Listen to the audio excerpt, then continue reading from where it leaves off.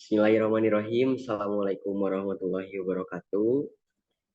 Waalaikumsalam warahmatullahi wabarakatuh. Ya, sebelumnya perkenalkan nama saya Ilham Fadilah Pramana dan perkenalkan juga kami dari kelompok 5 yang mana di sini di mata kuliah perilaku konsumen kelompok kami akan menjelaskan tentang perhatian dan pemahaman konsumen. Ya, bisa dilihat nama kelompoknya di share screen. Oke, bisa dilanjut aja ya. Nah, di sini akan langsung dijelaskan ya, apa itu perilaku konsumen dan akan dijelaskan oleh saya sendiri. Perilaku konsumen. Nah, bisa dibaca, perilaku konsumen adalah tindakan nyata dari konsumen yang dipengaruhi faktor internal dan eksternal. Ya, bisa kita ketahui dari kata tersebut perilaku, yaitu tingkah laku atau tindakan dari konsumen. Konsumen itu adalah seorang pembeli atau buyer ya, bahasa Inggrisnya gitu bayar. Nah, tindakan ini untuk apa? Bertujuan buat apa? Jadi si konsumen ini memiliki tindakan yang mana dia itu bisa memilih, memilah, menilai, dan dia bisa mengevaluasi produk, baik itu barang atau jasa yang mau dia beli. Karena konsumen tersebut pastinya dia menginginkan produk tersebut bisa memiliki nilai jual atau nilai manfaat bagi dirinya sendiri. Oleh karena itu, perilaku konsumen di sini sebagai apa ya? Sebagai aduh, astagfirullah, apa lagi sebagai ini penilaian gitu bagi dirinya apakah produknya ini bermanfaat untuk dirinya atau tidak. Makanya hal tersebut bisa dipengaruhi oleh faktor internal dan eksternal. Oke, silahkan lanjut.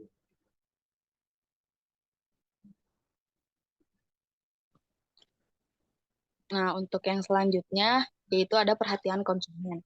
Nah, konsumen itu secara spontan mulai dengan mencurahkan segala perhatiannya kepada produk.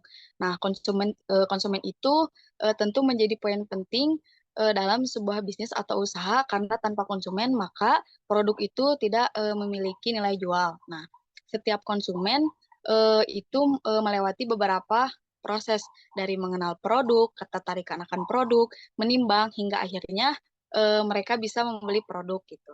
Nah, ada beberapa cara yang bisa kita coba untuk mencari perhatian konsumen, yaitu dengan menggunakan kayak media sosial, uh, membuat promo diskon melalui koneksi atau kerjasama, dan juga kayak menyelenggarakan giveaway. Nah, dengan begitu kita bisa melakukan pelayanan terbaik dan juga meningkatkan standar produk yang selalu mengapresiasi kedatangan mereka.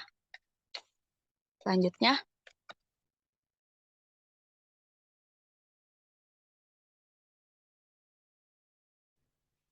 Oke, selanjutnya ada hak yang dimiliki oleh konsumen, yang hak dan konsumen ini memiliki hak atas si konsumen, dan di sini ada 5 poin hak konsumen. Yang pertama ada hak keamanan. Hak keamanan konsumen.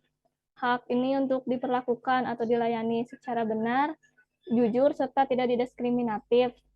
Terus hak untuk mendapatkan kompensasi, ganti rugi, atau penggantian apabila si barang dan jasa yang diterima tidak sesuai dengan perjanjian atau tidak sebagaimana mestinya.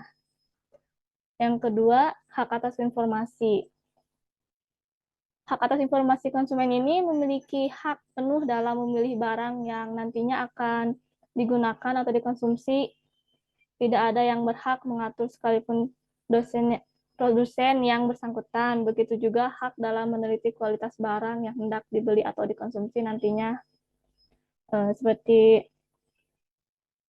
hak atas informasi yang benar, jelas, jujur mengenai kondisi dan jaminan barang atau jasa. Yang ketiga ada hak untuk memilih. Hak memilih si konsumen berhak memilih atau mau yang mana. Misalkan kayak contoh pakaian nih. Mau pilih pakaian yang model apa atau merek apa, kayak gitu ya. Terus yang poin keempat ada hak untuk untuk didengar. Hak ini dimaksudkan untuk menjamin bahwa si konsumen harus diperhatikan dalam kebijaksanaan pemerintah, termasuk turut didengar dalam pembentukan kebijaksanaan. Selain itu, keluhan dan harapan konsumen juga wajib didengar oleh si produsen. Dan yang terakhir, poin kelima, ada hak konsumen dalam pendidikan. Yang dimaksud ini nggak cukup kalau si konsumen mempunyai hak, dia juga harus menyadari gitu haknya, bahkan menyadari hak aja nggak cukup, karena ya si konsumen harus mengemukakan kritik atau keluhannya apabila hak yang dilanggar. Karena itu si konsumen mempunyai hak juga secara positif dan dididikan ke arah itu. Oke, terima kasih. Saya Nur Rahimah. Selanjutnya akan dilanjutkan oleh rekan saya.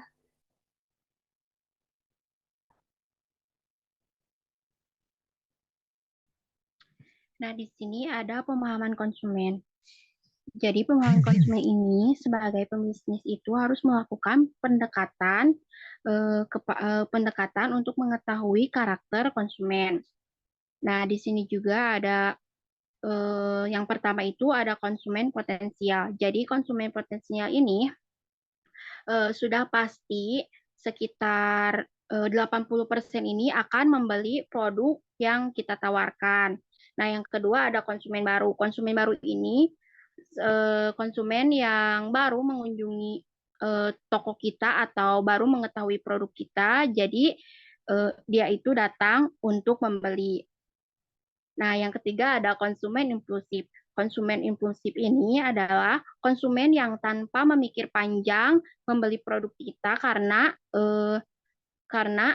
dia sedang membutuhkan produk yang kita tawarkan. Nah, yang keempat ada konsumen diskon. Jadi konsumen diskon ini sangat menyukai diskon. Nah, jadi kita itu harus memberikan diskon kepada konsumen ini agar terus membeli produk yang kita tawarkan. Nah, yang terakhir ada konsumen loyal. Konsumen loyal ini adalah konsumen yang sudah lama membeli atau yang disebut juga dengan pelanggan. Selanjutnya. Nah, selanjutnya saya akan bahas materi tentang memahami perilaku konsumen. Apa saja sih yang harus dipahami dari perilaku konsumen? Nah, kita masuk ke materi tentang memahami perilaku konsumen. Sebelum kita bahas apa saja hal yang harus dipahami di perilaku konsumen, saya akan bahas seperti perilaku konsumen. Nah, perilaku konsumen itu adalah sesuatu yang dilakukan setiap individu atau kelompok dalam membuat keputusan membeli barang atau jasa. Nah, kita juga perlu tahu mengenai cara memahami perilaku konsumen agar penjualan kita itu semakin meningkat pesat ya teman-teman. Di sini saya ada 5 cara memahaminya, yaitu yang pertama, mengetahui sasaran konsumen. Contohnya itu seperti membangun produk kesukaan konsumen. Lalu kita juga bisa kayak ngebuat pertanyaan yang relevan gitu tentang konsumen ya teman-teman. Yang kedua, mengenali keinginan konsumen.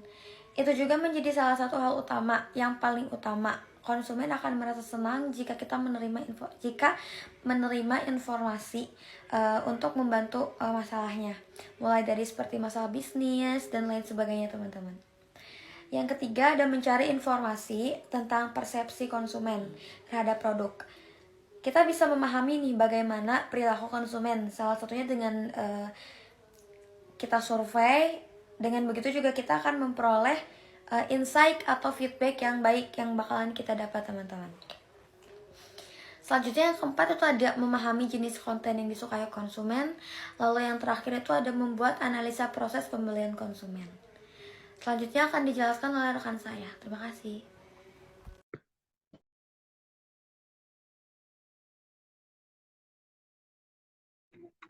Nah, oke. Di sini saya akan menjelaskan tentang karakter konsumen. Ada 5 poin. Yang pertama ada kenali siapa dan bagaimana karakter konsumen. Nah, di sini ada 2 cara. Yang pertama dengan mengetahui demografis, kayak jenis kelamin, usia, pendidikan, pekerjaan, status menikah, dan lain-lain.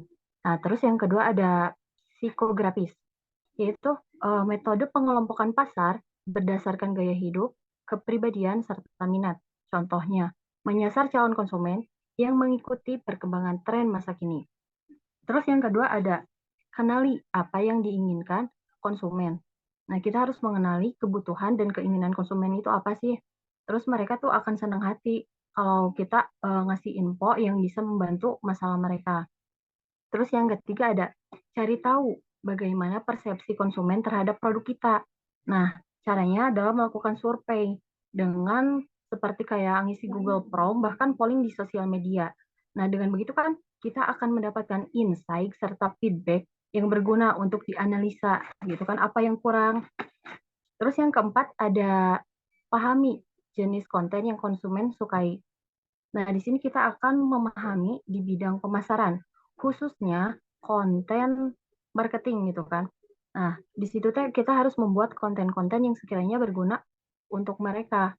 Jadi konsumen akan menyukai konten tersebut karena dapat membantu mereka tuh mengetahui info yang dibutuhkan mereka. Terus yang kelima, ada analisa proses pembelian konsumen terhadap produk kita. Nah, cara terakhir untuk memahami bagaimana perilaku konsumen adalah menjadikan diri kita selayaknya konsumen. Terus kan kita bisa melihat tuh bagaimana perjalanan dari awal hingga akhir si konsumen sampai sampai bisa membeli produk yang kita jual gitu kan. Gak mungkin langsung tiba-tiba beli. Jadi kita teh harus kalau mau beli si konsumen teh harus mengetahui harganya dulu, kualitasnya dulu, produknya cocok nggak sama kita gitu kan. Oke, selanjutnya akan disampaikan oleh rekan saya.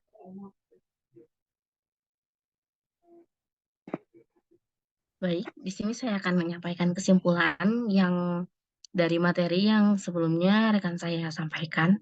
Kesimpulan ini yaitu perhatian dan pemahaman konsumen adalah pengetahuan yang sangat penting agar dapat memahami kebutuhan, keinginan, dan harapan konsumen secara lebih baik.